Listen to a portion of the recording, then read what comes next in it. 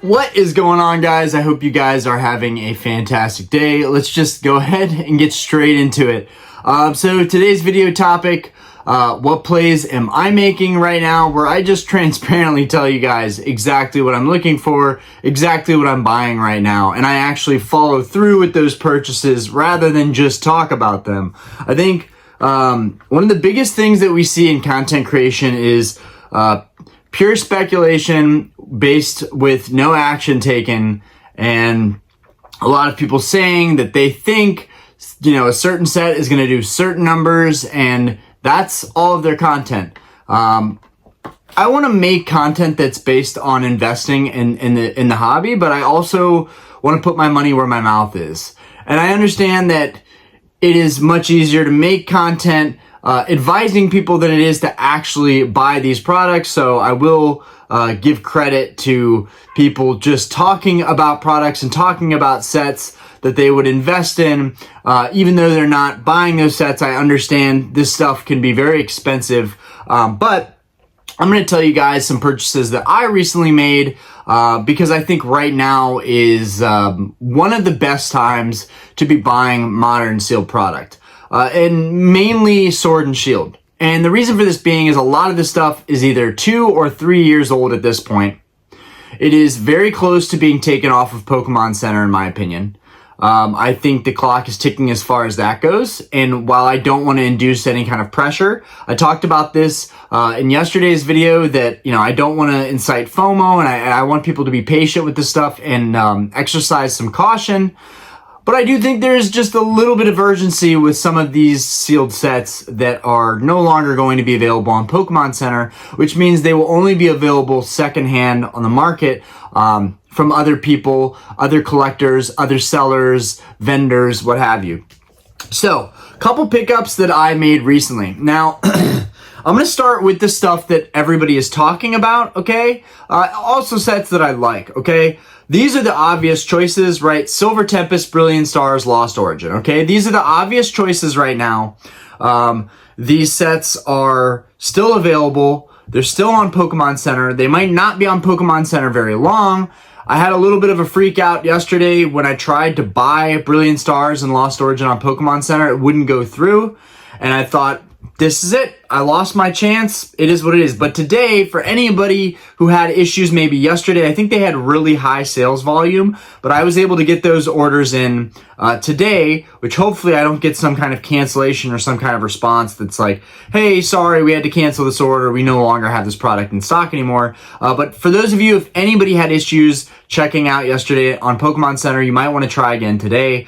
I had so many issues yesterday that I almost just was like, you know what, I'm throwing in the towel. I don't care about this. I'll just buy on eBay. And then I saw the eBay prices and I was like, okay, this is getting out of hand. Brilliant Stars is on the move. Silver Tempest is on the move. Lost Origin is most notably on the move. I noticed some content was made yesterday about Lost Origin, and I think some of this content and some of the influence on YouTube is definitely having an effect in the market. Maybe a very minimalistic one in the short term, but I think in the long term, people are going to watch these videos over and over and over again and want to get that product. So I think that's what happened yesterday. I think a lot of people have been talking about Lost Origin, so Lost Origin's starting to move. Now, I did not really want to buy Lost Origin, and I'll tell you why. I picked up a case of Lost Origin for $540 cash, maybe even less than that, but I want to say on the high end, $540 was the offer that I made. Picked up a case from somebody pretty much right when the set released, and I think that's a really good price to pay when a set releases. It was someone who said they had friends with Troll and Toad, something like that. Ever since they said they couldn't sell cases because there's no money in it, but I was able to at least acquire one case at $540. That being said, I really wanted no part in buying cases at the current prices, but I just said, you know what the heck? It's still on Pokemon Center. It's cheaper than eBay right now. Let's go ahead and go for it. There are already auctions and sold listings, $1,100, $1,200 for a case of Lost Origins. Lost Origins has absolutely fantastic alt arts. It's got the Aerodactyl. It's got the Giratina. The Giratina in a PSA 10, I think, is around 700. So I think that's really going to carry that set in the long term. Similarly, like the Umbreon and Evolving Skies, the Umbreon VMAX, let's specify on that. I think that is really the card that's given the value. I know there's so many other options in Evolving Skies. That's why people love it and we tout it so much. But I think for the most part, that Umbreon is carrying the value there, and we have to look at these peak chase cards as how we're going to carry the value. And there's so many variables, but that's just the easiest way for me to look at value, is like what peak chase card is in that set. So I picked up Lost Origin successfully today and Brilliant Stars. I picked up a case of each. I have been wanting to get a case of Brilliant Stars, and I've just been holding off on it. And you know what? It was the same price when it came out for a case as it is now. Brilliant Stars, probably because it has a Charizard on the front of the box and has an amazing alternate art V Charizard artwork. And you know what? Let's go ahead and get that card. I'm not going to reference everything, but I will reference some of these cards that I just have sitting up here that are really, really easy to get my hands on. Hold on, let's see. These are right here. I'll grab a little Sun and Moon alt art action. Yeah, that'll do it. That will do it right there. I'm gonna put my classic Digimon collection box back. Okay. This is the card that defines that set. And while I didn't pull one, and I opened, I think, like $1,200 of product right when the set came out, that number is burned into my brain. I have PTSD from this set. But I still love the set. I still love what it stands for. And I still love this card. I have one in my binder, and I have this raw copy, just so that I can always reference it. Also, it's probably one of my all-time favorite cards that released in Sword and Shield. I think the Charizard V alt art is actually extremely undervalued right now. Pure speculation, as I'm not loading up on singles of Charizard V. But I will say, if I go to a convention or a trade event, and people have Charizard V or the Lugia V from Silver Tempest. These are the big boys right here. This, and you can notice that similar art style right there. These are both great. I do have a case of Silver Tempest, but I want to get another case or maybe 2 more cases of Silver Tempest. Same with Brilliant Stars, same with Lost Origin, but I'm starting with just 1 case of each.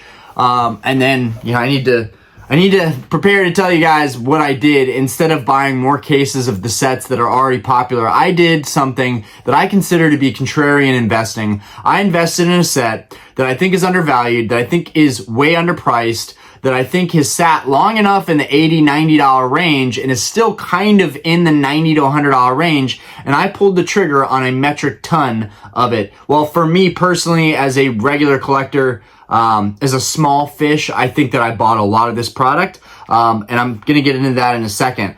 But I didn't want to buy Lost Origin because I already had a really low average on it. So I'm kind of hurting myself by raising my average by buying it from Pokémon Center. But I really would like to at least have 1 or 2 boxes to keep for my personal collection. And I just thought, dude, selling a couple boxes down the road, it's not going to do very much. And I do believe in the set. That being said, you got to go with your gut. You got to go with what you believe in. I didn't like Giratina at first, but since then, Giratina has grown on me immensely, and pretty much is the reason why I bought more Lost Origin. So that's that. And then Brilliant Stars, I just like the Charizard. I like Brilliant Stars, and I only have 2 boxes of Brilliant Stars. Last box I got from Brilliant Stars, last boxes I got from Brilliant Stars, I got one randomly from a shop, and then I just kept that one sealed because I didn't want to open everything, and that was all I had left of Brilliant Stars. And then later on, Van Gogh Pikachu promo came out, the collaboration with the Van Gogh Museum and Pokemon, Van Gogh Pikachu, and I was able to snag up 2 of those. One I just threw a Silver Tempest bundle with so I could check out with that, and the other one I added a Brilliant Stars booster box because honestly I thought $140, $143, dude, Brilliant Stars is always going to be worth $150 at least to me.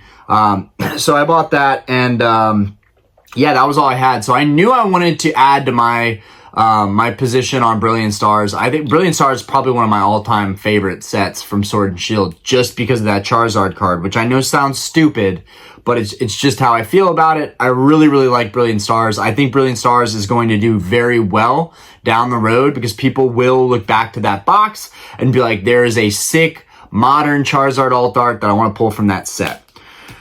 Okay, now I am still considering on adding 2 more cases of Lost Origin and Brilliant Stars, but I'm also considering maybe you've got 2 cases now of Lost Origin, pump the brakes on that. You're just going to raise your average up higher. But Silver Tempest and Brilliant Stars, I have a high average on both of those, so I might as well add more product to sit on, just to have more copies of those boxes to sell. Now, this isn't like an immediate flip play. This is not how I'm thinking. I'm thinking very long-term with this stuff.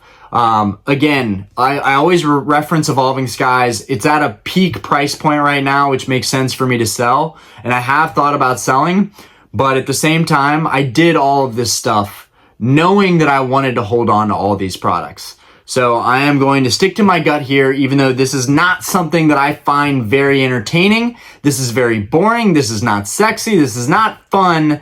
You are sitting on a bunch of sealed booster boxes, which likely have nothing in them. You know, like the pull rates were terrible in Sword and Shield, which is why I hate this method of investing. I think it's way better to just buy singles you like, buy, you know, grail cards you like, and flip, you know, and try and have a profit margin on those. Or theme decks, which with the vault ending, my whole plan of buying high-end singles is pretty much over. Having to deal with fees again and taxes on eBay really is a buzzkill for me. So I'm probably just going to not try and sell high-end cards on eBay anymore. And I'll do that either privately or locally. I do want to announce that we are doing, for the first time ever, I probably should have started the video like this, but I'll continue to bring it up again in other videos. I do want to announce that we are doing the bar's first ever trade night event. There will be vendors there. Hopefully there will be my friends coming out, people coming out to drink, talk Pokemon, trade cards. My bar is also a Pokemon Go stadium, I think, or location, so people can come out and play Pokemon Go. If you're in North Carolina, if you're in the Charlotte area, please feel free on May 4th. May the 4th be with you. This is going to be kind of, you know, Star Wars as well. We're going to have bands at the end of the night. I think they're going to be dressed in Star Wars theme, or we're pushing the Star Wars theme. But during the day from 1 o'clock to 6 o'clock on May 4th at Starlight on 22nd, we will be doing all things Pokemon, trading, selling, collecting, talking about it, whatever you want to do. So we're going to be doing that. It's a event by collectors for collectors. There are no fees. Everything is free. No cover charges. Come out, get a drink, hang out, talk Pokemon, maybe pick up some stuff. And yeah, it's going to be a fantastic day. We're hoping that we have incredible weather that day. It's going to be an outdoor event. We're going to have tons of tables on the side area of our bar, and I'm hoping to make some additions and make some upgrades to our outside area before this happens. So we're going to be a little tight schedule of doing that and setting that up. But I'm really excited, guys. My bar, for the first time ever, is going to have a really cool, unique Pokemon event, which may become a regular thing. So I'm really excited about that. I know I wanted to have people come out to the bar after Collecticon, but this is going to be totally different. So I can't wait. I'm looking forward to not only working the shift, but also being there to hang out with people and enjoy myself. Not only that, our bartender Autumn will probably be on the shift, and she plays Pokemon Go as well. So I think it's just kind of a unique situation. We'll have a DJ that I think is having a birthday party there, and he has a Gengar chain just by pure coincidence. He's not like a Pokemon fanboy or anything. So it's like a weird coincidental amount of events, circumstances coming together. This is going to be such a fun event. Anyways, moving forward, I don't think I want to be selling high-end singles as much anymore, but one thing I am getting back into is collecting and selling theme decks again. I did very well selling theme decks. I had a lot of fun. My margins were very slim, but now with Mercari not charging fees at all, I can actually sustainably do this full-time And not everybody likes theme decks. It's kind of a weird niche to be in. It's risky. There's not a whole lot of value in a theme deck, but to me, there's the aesthetic and the box art, and just, you know, the big difference is like the cost of a pack, you know, which you're not guaranteed the card you want out of it anyways, is much higher than the cost of like a base set vintage theme deck. So for me, it makes a lot of sense to sit on that product, to sell that product. And I'm going to try to buy used theme decks and sell for a lower price point, as well as, you can probably hear Aspen in the background, as well as I am getting into sealed vintage deck investing and selling as well. That's something that I didn't want to get into because it's a lot more expensive and the margins are a little slimmer, but at this point, I just thought, dude, like, people are already coming to you asking when you're going to get more stuff in the Mercari store, and Mercari has no fees now. So Mercari is a game changer. I hope they keep it like this, because I'm about to start adding a lot more stuff to my store on Mercari, so I'm excited about that. I'm bummed out about eBay with the whole vault situation, but it is what it is. I think it's probably better overall this way. I think it'll be less competitive in the market, which could be good. And people are just going to have to go back to local events and private events, which is why the bar, having an event at the bar is perfect timing, because I'm buying and collecting harder than I've ever been collecting. And, you know, it's not very easy to sell and liquidate this stuff or get rid of it if you want to move it into something else. So local events, private deals, this will make things a lot more streamlined. So like, there's no real incentive for us to do this event other than like, we're really excited about doing an event where we're all talking Pokemon, hanging out, maybe find some really cool stuff while you're there. But it's going to be bringing the community together in a way that I don't think anybody in this hobby has really done. So this is going to be, in my opinion, a little bit historic. It may not be a blowout event, but I have a feeling we're going to have a decent amount of people there that have never been to my bar before, that are going to enjoy having a beautiful cocktail or just a chill brew and talking Pokemon. So that'll be exciting. Now, let's get into the meat of this. So I talked about battle styles a week or two, maybe 3 weeks back. And I got pretty good responses on it. Like, I see what you're saying, Orion, battle styles, you know, even though it's still on Pokemon Center, even though no one is talking about it, battle styles gives me Fusion Strike, Chilling Reign vibes. And I know what you're going to say. Orion, Chilling Reign has Blaziken. Orion, Fusion Strike has the amazing Gengar VMAX. It also has the Espeon VMAX. Dude, they're not even comparable. And I will say, Fusion Strike is definitely another set that I do want to buy cases of, and even at the price it's at right now, I am considering buying cases of Fusion Strike, because I love the box art, I love the way it's designed, and I only have a couple boxes of Fusion Strike, so that's a set that I would be hard pressed on getting more of. Even though I remember when it was 80 bucks, if someone can hook me up on a case or two of Fusion Strike, that's another set that I would like to add. But anyways, I know what you're thinking. There's not a lot of big chases in battle styles, but historically, sets early on do well before sets later on in that generation, okay?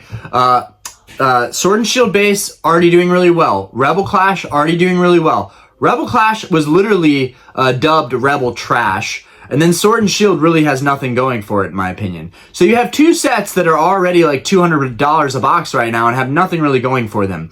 Then boom, it's battle styles, which has the beginning of all the alt arts. Like, I honestly could get heated over this because I'm not a huge Battle Styles fanboy, but you have to give it credit where credit is due. Battle Styles was the first set in Sword and Shield to introduce alternate arts, okay? And there are from what I believe, 6 really good alternate arts, mostly of Urshifu, but also there's Empoleon, and then of course there's the Sleepy Tyranitar, and I believe I'm probably forgetting another, but there are alt arts in that set, 6. On top of that, the Tyranitar is like 110, 120 right now. Tyranitar continues to do really well. Tyranitar has a strong fan base. People love Tyranitar, and a lot of people love that card.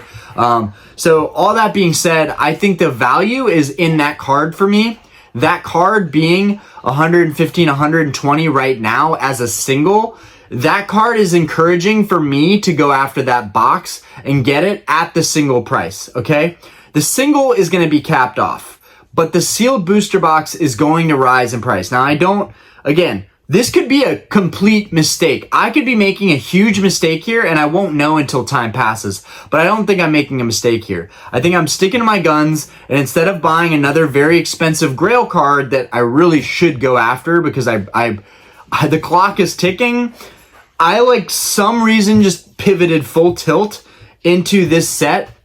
Babe, can you call Paul and tell him that I'm making a video? Thanks. But I'm like going full tilt, and I even had to talk with Diana about this because this is craziness. What I'm about to tell you guys, in my opinion, is craziness, and in a lot of ways makes no sense, but I think it's still gonna work out in the end. This is definitely a YOLO moment, but I had to talk to Diana about it because we're in a really good place financially. I've been saving my money, also setting aside a lot of money to pick up Grail cards, but the bar is doing really well. The stock market seems like it's kind of leveling out in my portfolio, starting to chip away at that and add a little more shares in my portfolio. Things are going well.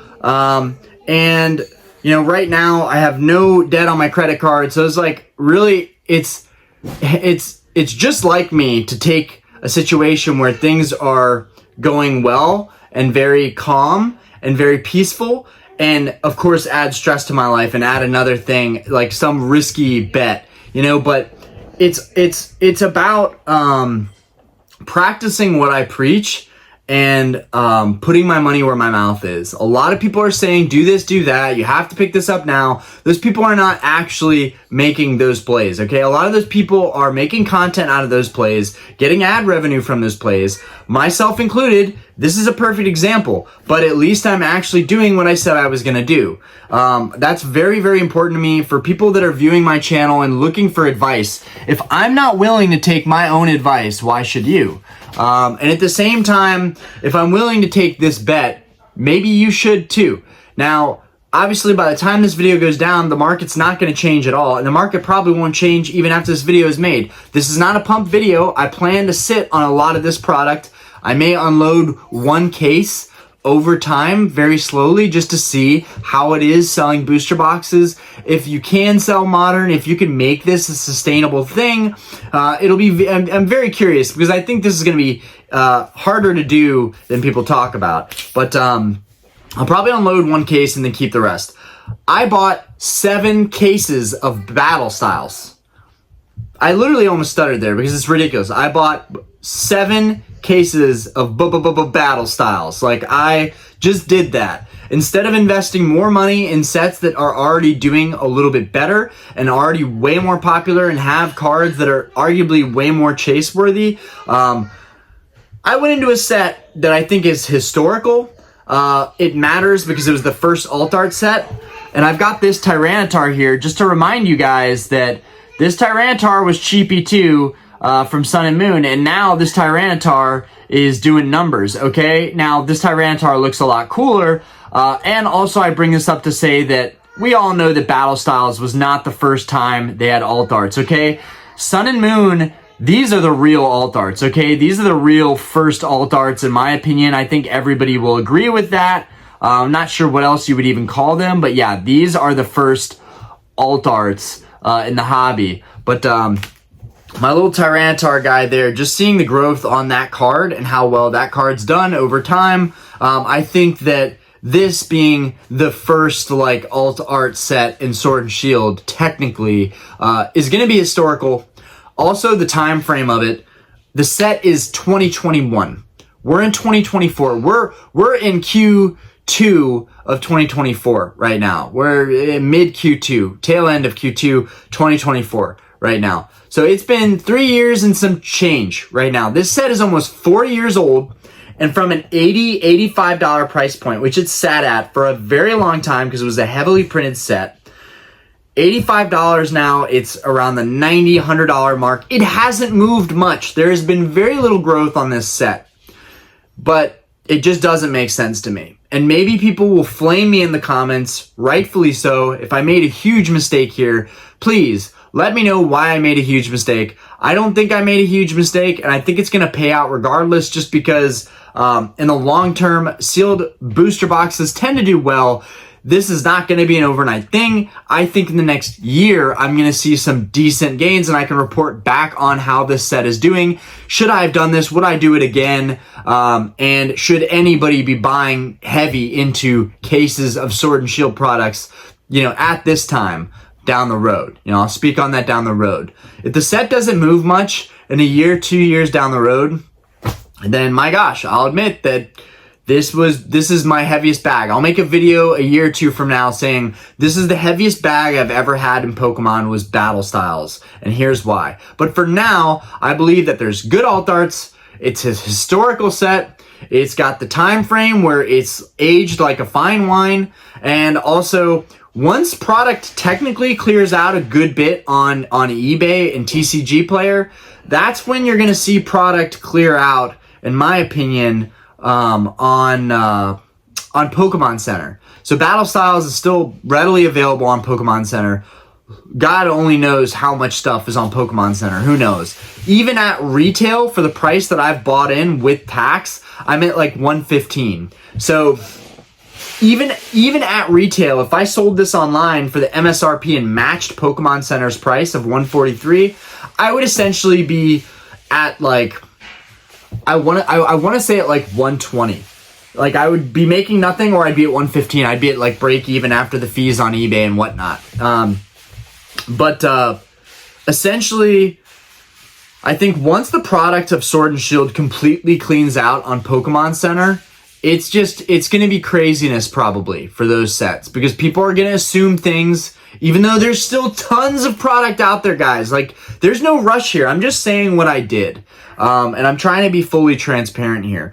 But there's no rush here. And there are so many ways that you can make money and not invest in sealed product. I am testing something out that I've never done before. The most I ever bought in cases was Scarlet and Violet. I bought 4 cases of Scarlet Violet based on the fact that I really love Scarlet Violet. And I also made a naive assumption that Sword and Shield popularity and hype would probably drive Scarlet and Violet, and I was really excited for Scarlet and Violet. I didn't know what to expect, and I've been a little bit let down, but I still stand by the fact that Sword and Shield Scarlet and Violet base is great. But that was the first time I went heavy into a set. What I've learned since then is you want to give sets time to age and time to level out, and time to sit, so that sellers kind of get a little bit desperate to take a sale and get rid of old stock, all right?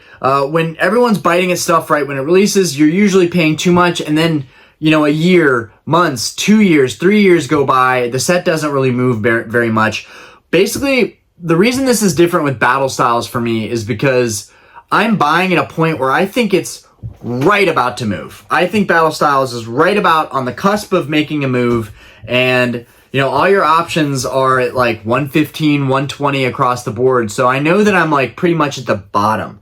It's very like, it's a very risky play, but I think it's also very value based and very contrarian of me. And it's the best value you're going to get in Sword and Shield. Maybe, and I think Vivid Voltage is already past the point of like 120, 115 a box. I don't know though, but I would compare this to like Darkness Ablaze, Vivid Voltage, like sets that nobody really cares about but might have potential. But I'm pretty sure those sets even are more expensive than Battle Styles. I'm pretty certain that Battle Styles is the most affordable, cheapest, most budget-friendly set you can buy cases of right now, or booster boxes of, for that matter. And even though you would think 7 cases is a lot, Orion, I'm like pulling like a miniature Rudy, right? Rudy's got pallets. We look up to Alpha Investments, and you shouldn't try and replicate what he's doing, because it's craziness. But I'm trying to do my own thing. That I believe in myself and trust my gut, and I'm gonna be in this hobby for a long time. And I'm going with the flow here. And even after buying these cases, if I see boxes going for auction for $80, $90, I'm going to pull the trigger on that. I'm going to add to the position even more to lower my average. But I think there is a bit of a premium on sealed cases of booster boxes. People want this stuff untouched, untampered, unweighed. So I think in the end, it'll be easier to sell as a case than breaking open cases and selling booster boxes. But that's also an alternative down the road. But for now, just letting you guys know what I'm doing. I'm still going to be doing everything else I'm doing. I'm going to be cramming it all in, working more at the bar, trying to make all this financially work.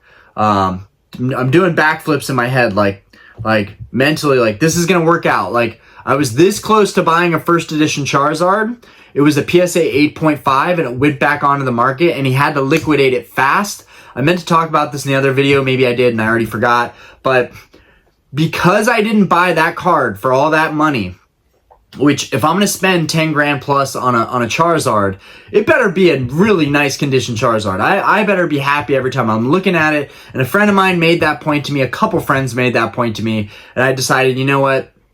There's Charizards out there. I will find another one.